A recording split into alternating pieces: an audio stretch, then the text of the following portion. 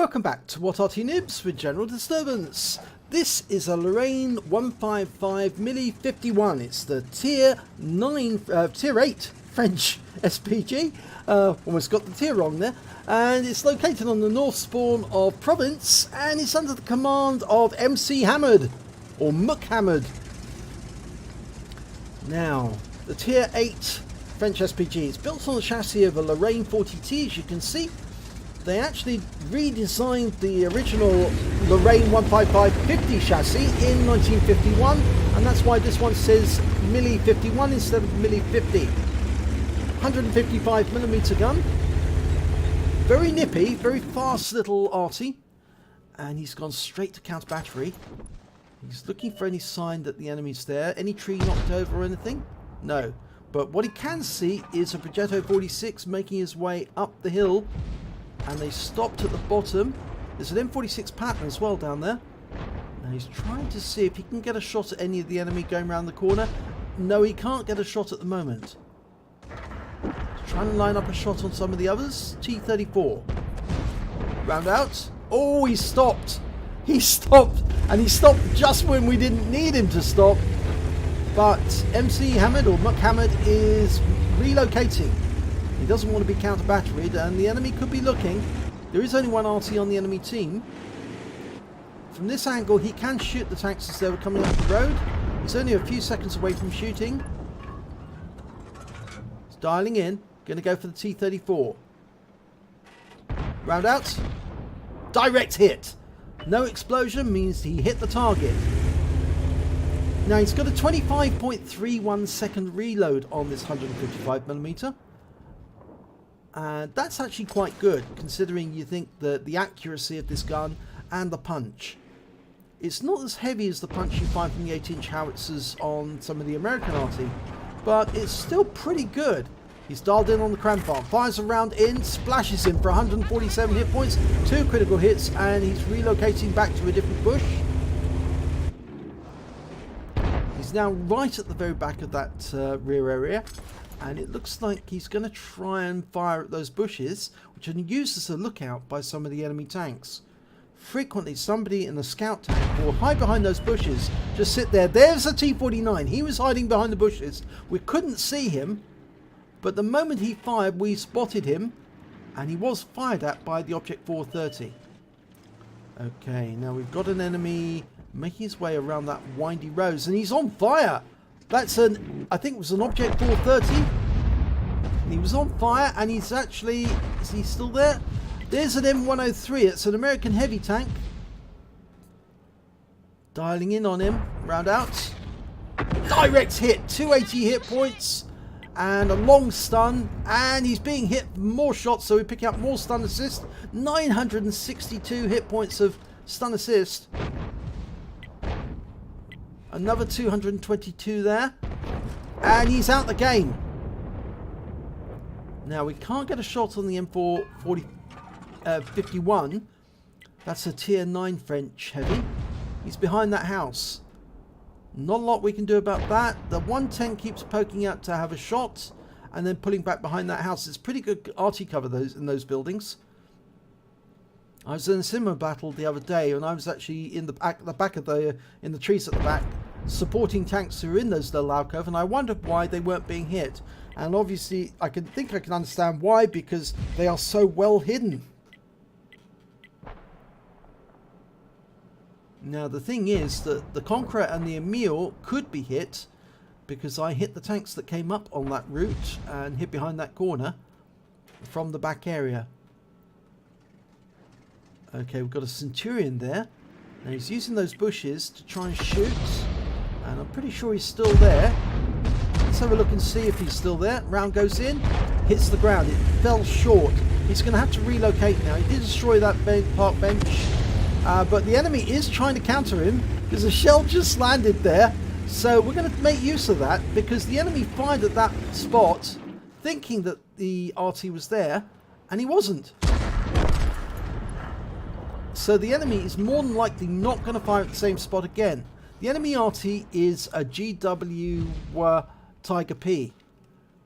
And I don't think he's going to fire at that spot again, because he doesn't want to waste ammunition. He's also got a long reload. And we could have a look to see... Can we see him? No. But what we can see is Progetto M46, a Centurion 5.1, and there's a cram barn, the same cram barn we fired at before and splashed. We can go for the Progetto. He's in a very exposed area. Dialed in, round out, and explodes short of the target.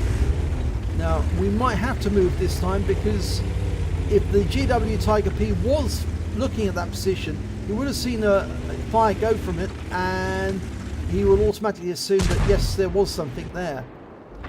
Okay, we've relocated. We've got the Cranvarn moving up. We've got the M46 Patton moving up. The Cranvarn's just taken out one of our teammates, the M46 Patton on our team.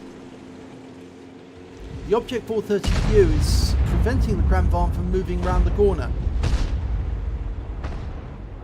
We've got the Guerrilla 15s moving up as well.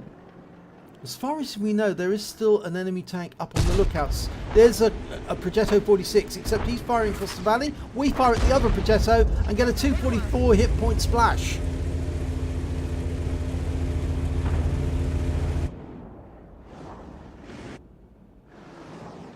Cranvarn's come around the corner. Oh, he poked his head around the corner for a second. We can get a shot into him. We're indicating target. He's still trying to shoot at the 430. He's using up his magazine, almost ready to shoot. Round out straight away, and we get a direct hit. 263 hit points. We're relocating.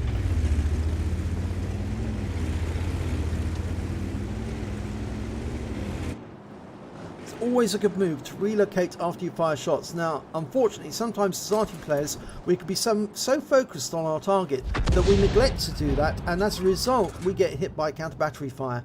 And that happened to me just the other day on this very map. So always be aware that if you've got a long reload, try and relocate. And he killed a T-49. He managed to thread that shot around the corner, so to speak. In fact, actually, the T-49 only had the barest part of his right side facing us, or exposed, but he managed to get the shot around the corner, and they killed the Cranvarn as well, and then moving up. So that M46 Patton is now in tremendous predicament, because he's got tanks moving up on him to kill him, and he's having to hide, and he's taking rounds, taking fire.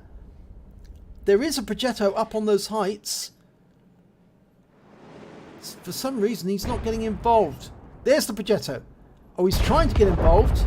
We're dialing in on him. Adjusting our position and round out. And we get a splash for 279. The other Progetto goes down. So both Progettos are effectively removed. Well, not removed from the game because one of them's still alive, but he's badly damaged now. And the Object 704 and 110 are going around the corner to try and kill the Progetto.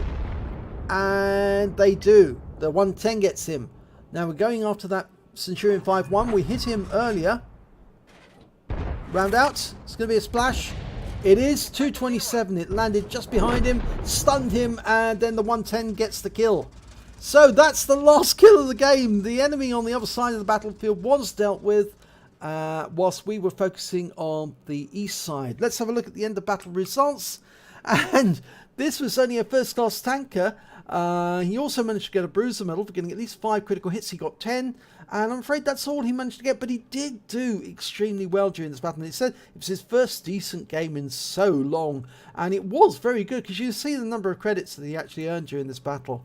So he didn't get the highest amount of damage. That actually went to the Guerrilla 15. He managed to get 4,100 hit points of damage, but unfortunately he was taken out of the game. I believe he was actually killed off by one of the Progettos in the end. Ultimate Sniper was the one who killed him, and I believe Ultimate Sniper, yes, it was the Progetto who killed him. He was standing out in the open for too long, and he was taken out of the game. MCHammereD managed to get 2,560 hit points of damage, just behind the T110E5. He also managed to get 1 kill, which puts him joint third with the Emil. He also managed 1 kill, but the top scorers were the Progetto, the 110, and the Pantera. They managed, well, both Panteras and the 110. They managed 3 kills between them. In fact, actually, the Panteras were both on in a platoon, and they managed to pick up a Brothers in Arms apiece. In fact, one of them picked up a Lever Slayer's medal as well. So he was very effective. But let's have a look at the base experience points. MCHammereD actually did quite well in that. He got 981, which is joint top with the other Pantera. They both got the same XP. They both seem to do about the same amount of damage, and it was more to do with the fact that the Lorraine also managed to do some stun assistance during that battle. So let's have a look at the detailed report. Well, MCHammereD fired 11 rounds, got 4 direct hits, 4 penetrations, 7 splash, damage of 2,560 hit points, all at more than 300 meters. He damaged 6 of the enemy, but killed 1 of them, and he did do stun assistance of 1,358 hit points off 10 stuns. On a premium account, he earned 42,975 credits, and he got a 50,000 credit payout for a personal mission's completion. And after ammunition resupply, and the ammunition is fairly cheap for the 155mm, he ended up with 80,655 credits.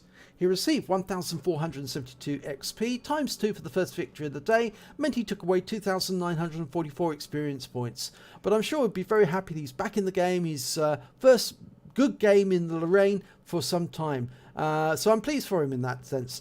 So, if you enjoyed this replay, please give it a like and do subscribe to our channel, and hopefully it'll be your replay that I'll be featuring in the next video.